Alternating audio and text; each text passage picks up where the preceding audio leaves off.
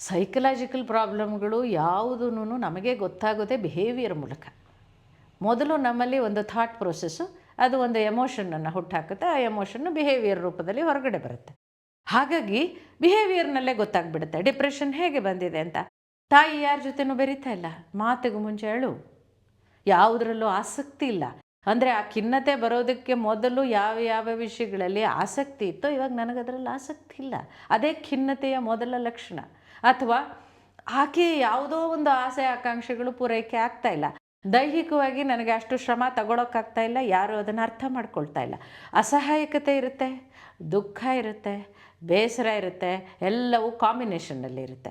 ಹಾಗಾಗಿ ಅದು ತುಂಬ ಆಬ್ವಿಯಸ್ ಆಗಿ ಕುಟುಂಬಕ್ಕೆ ಗೊತ್ತೇ ಆಗುತ್ತೆ. ಎಷ್ಟೋ ಸತಿ ಪ್ರೆಗ್ನೆಂಟ್ಸ್ಗೆ ಬರುವಂತಹ ತೊಂದರೆಗಳಲ್ಲಿ ಫ್ಯಾಮಿಲಿ ಕೌನ್ಸಿಲಿಂಗ್ ಮಾಡಿದ್ದಿದೆ, ಅತ್ತೆನ ಕರೆಸಿ ಮಾತಾಡಿದ್ದಿದೆ.